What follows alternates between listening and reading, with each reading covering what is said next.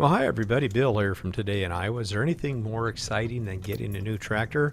I think you'd have to answer, yep, getting a new implement. In this case, we're going to pick up a new used implement. I saw this on my dealer's lot, and he's very generous and allows me to take the used equipment home because he knows typically it doesn't come back. In this case, we're going to take out the Land Pride Disc Harrow, the DH1048. We got it loaded just in time before the rain rolled in. So let's go home, we'll wait for this rain to pass, and then we'll take it out and do a review and try it out, and I'll show you what we think of it. Please join me today in Iowa.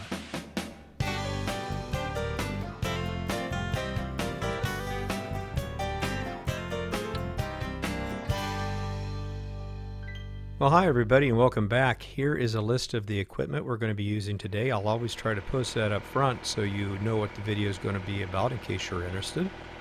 Here we are going to be unloading it, and I've said it before, I really highly recommend a set of forks when you get a compact tractor. Gosh, they're handy, and you just won't believe the uses you'll find for them. So let's start walking around this. I'm pointing out, this is new to me, so I'm not talking down to anyone, but these are called gangs. There's 3 blades on each side, so 6 across the rear, 6 across the front. Notice they're notched. So they're not smooth, so these are the most aggressive wheels you can get on this, and I'm glad. That's the way I would configure it myself. I like the adjustment on this. I'm going to compare this to a Frontier in my next video, and I really like the way this thing slides. Now I'm trying to do it here one hand, and that doesn't work out very well. So it glides real easy. Once I get it lubed up and everything, it really worked pretty easy.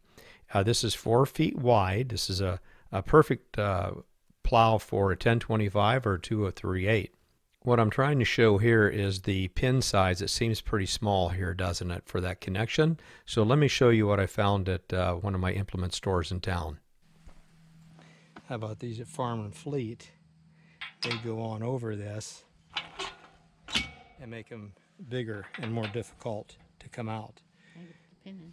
So I can put that pin in there and it becomes permanent. But for today, this will be fine. Then I also understand by adjusting the top link, we can change the pitch of it. If I pitch forward, it's going to be more aggressive than if I'm level or pitch backwards. So we're going to take several passes back here and we're going to see what we learn.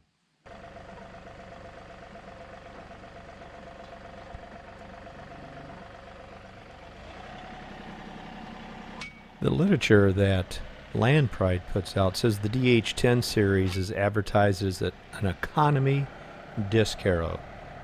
Further, it says designed to open up and break up soil surfaces and prepare the soil for seed bed.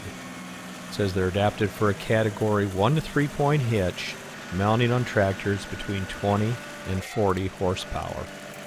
It also says they advertise they're ideal for homeowners, for landscaping projects, small nurseries, gardens, and smaller hobby farms, and wild game food plots. I realize it's going to take a couple passes, but the front really kind of started tearing it up, and the back didn't do a whole lot. So let's turn the back and make it more aggressive.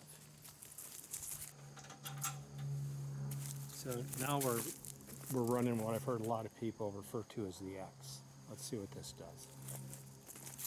And I think for the most part it's running level. Yeah, pretty level.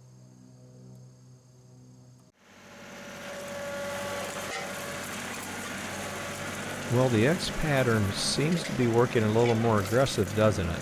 As I pointed out before, these notched discs are a little more aggressive than the smooth disc. And I'm glad it's configured this way. I think that's cutting pretty nice. Now listen to all the rocks in there. Some people would say, why don't you use a tiller? And with the amount of rocks that I strike doing this project, I'm glad I don't have a tiller. Front is really cutting nice. I wonder if you mirror that, what that would do. Oh, you can't. Oh, you can either be level or the other way. Okay.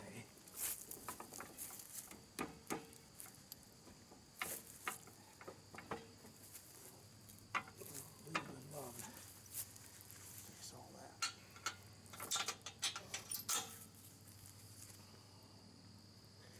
It's doing a nice job of chopping that up.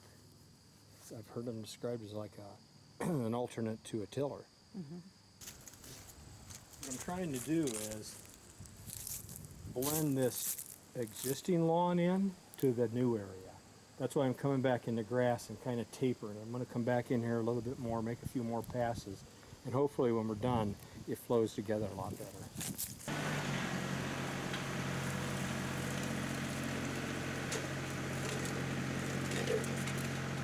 While you're watching the video, I wanted to make you aware that the manual also says you should torque the disc gang axle nut to 250 pounds after the first initial 5 hours of use.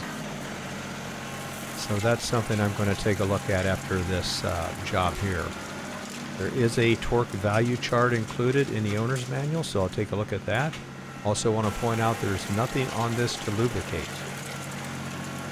And the rest of the maintenance is pretty straightforward as far as keeping it clean and removing grass and other organic materials there from that. So it's looking pretty good, I think. So far I'm real happy with it.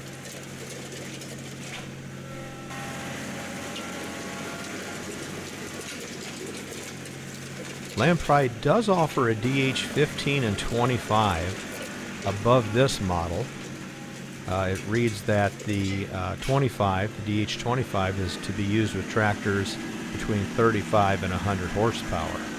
And it points out that would be typically a municipal maintenance program or commercial landscaping. Now, I've never owned one of these before, so we're learning together here. Pretty happy with what I'm seeing so far, and as I pointed out, it's kind of nice to use through the soil there was so doggone much rock in place.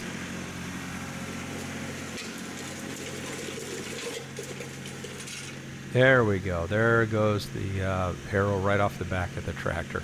Remember when I said those pins would be adequate for now? Well, I was wrong. Let's take a closer look. Hopefully it's on the video that it came off. And I'll tell you exactly what happened. Is these pins are just a little bit too small. Remember when I pointed out in the front of the video? Just a little bit of clearance here will come up. So if I'm going to keep this, I want to put those larger pins on there, those covers, and that's not going to do that again. So we're going to rehook it up. This is what I'm trying to explain. Here's a quick hitch adapter kit I bought at an implement store. Comes with a couple of adapters and a couple of rolled pins. Since I'm not sure if I'm going to purchase this or not, I just slid the adapter kit sleeves on there, just like I'm demonstrating here, and then put a bolt through it, and it's going to get me through the rest of the project. Here's an example of one permanently installed on an implement I'm going to keep. I just slid them on. I drive the rolled pins through, and then you can see it's permanent. You can drive those pins back out if you change your mind. And here's what I did to get through this project. Put the nut and a bolt through there, and let's get restarted. I really like what I'm seeing. It's really tearing up the ground really nice. I'm going to make a few more passes on this. Rain's coming tonight, but I don't know if I couldn't get the pulverizer out yet tonight and get the seed down. We'd be ready.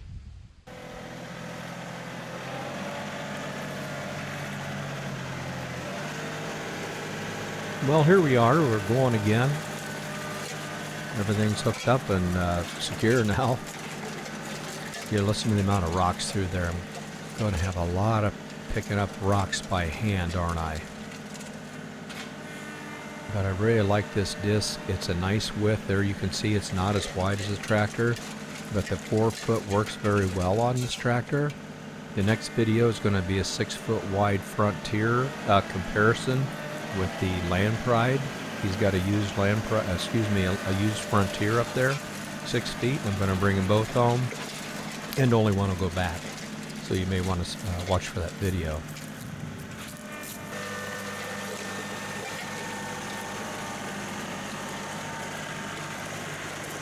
This is a terrific size disc plow here for a 1025 or a 2038. I'm going to stop the video here just for a second. Doesn't it look like it's tilted a little forward, and that front gang is really doing an aggressive job of cutting that soil, doesn't it? That's something I'm going to have to practice with, to see if it's more level or if it's tilted forward or back. My plan here was to tilt it forward just a little bit and get more of an aggressive cut with that. But right now everything seems to be working pretty well, doesn't it? Again, terrible, terrible soil in here, but I think it's doing a real good job of tearing it up. It's very compacted and just full of rocks.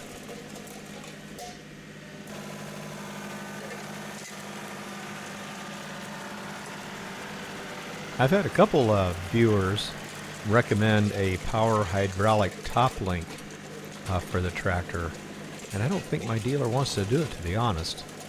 But I'm going to keep looking around for that. I would like to have that. That would really be nice in this situation, wouldn't it?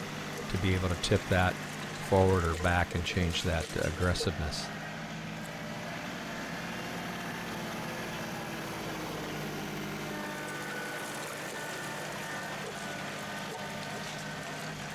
I've changed direction now.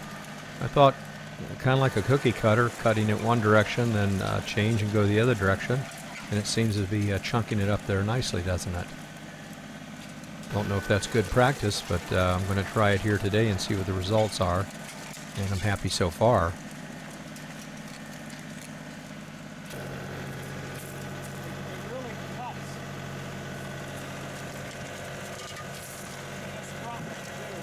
I'm trying to slow down and show you slow motion, or just a little bit better picture of what's actually going on. You can see the front, what its cutting pattern is, and what the rear is.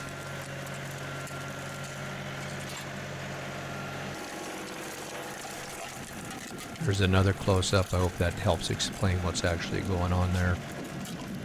And you can see I'm trying to feather it into the existing lawn and try to feather that out, and I think that's going to work pretty good.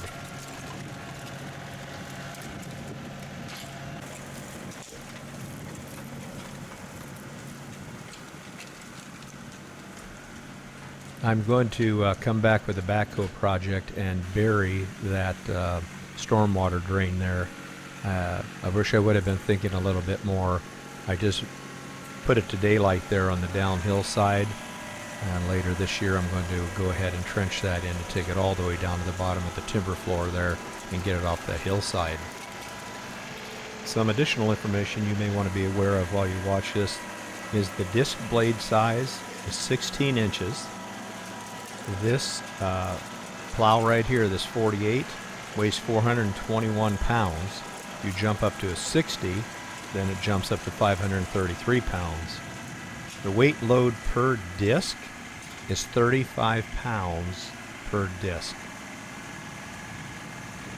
And I haven't counted across there, but the literature says there's 12 disc blades on there, with a spacing of 7.5 inches between the two. And counting the discs here from the editing desk, that does look to be accurate, doesn't it?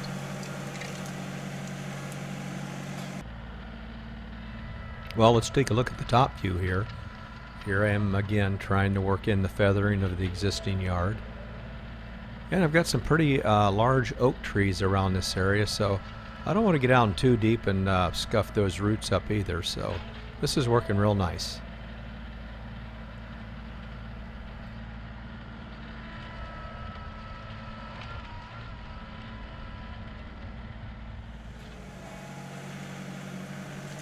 I left this in because the literature says don't use the plow going backwards.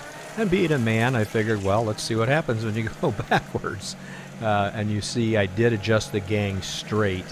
That kind of makes sense. If you had them forward at 21 degrees and went backwards, probably wouldn't be the best. But just going back and forth with the straight across configuration doesn't seem to be doing too much either, does it? Yeah, you can see it's not doing a darn thing. But that's a good demonstration there to see what that looks like. My intention was just to make it make the dirt more fine. And it doesn't seem to be very effective there, does it? Alright, so we're getting towards the end of this project. Next we're going to dig out the soil pulverizer, get some seed down, and bring this project to close.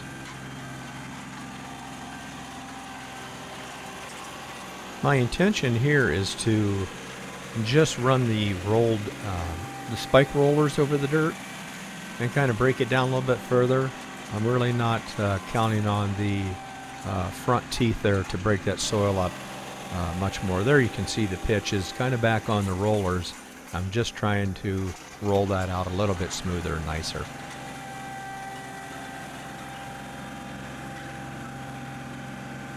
You know, and I realize I can't beat this dirt up too much more, can I? But I have the attachments and I really enjoy putting yards in. It's very therapeutic for me. I just enjoy it so much. So this step obviously isn't necessary. I could have seeded it and went from there. But having the equipment, heck, I'm going to get it out and use it. That's what it's about, right? I'll put a list here of other videos if you want to learn more about the pulverizer that I'm using. You can check those videos out. You know, I hope to retire in a few years. And I think it'd be just wonderful if I could do this for friends and family and really enjoy retirement doing this. That'd be fun. You know, as soon as you do something for a living or a job, it no longer is a hobby and becomes work, and, well, you know what happens then. And if you put money on the table when you're working for a bid price or something, then that adds more stress, and it takes a lot of fun out of some of the projects, if you know what I'm talking about. All right, time to put my favorite seed and fertilizer on. Get that in place. And then we're going to take one more pass over it, and we're going to wrap this project up, and then I'm going to show you what it looks like about 8 months later. And there's a close-up of how I like my seed and fertilizer to look when I'm done, the coverage that is. I think that's a nice coverage. Alright, so I'm just going to run over that with the spike roller, and we're going to wrap it up, and we're going to jump ahead here real quick, 8 months in the future. Alright, this is one reason my videos take a little bit longer, because I like to show you the results. I get frustrated watching videos that they show you how to do something and they don't follow through. Well, I think you'll have to agree, this looks pretty doggone nice. It filled in nice. I've got some bare spots still to plug in and take care of, but my personal belief is it takes about 2 or 3 years to really get a well-established yard. But all in all, everything worked out pretty good. Well, if you enjoyed this video, you're not going to want to miss the next video. I found a used Frontier 1066 up at my dealer's lot. Promised him if I could demonstrate them both, I'd only bring one back. So join me next time and see which one wins and which one I purchase. Have a great month, everybody. Be kind, stay healthy. And thanks to all my new subscribers. So long, everybody.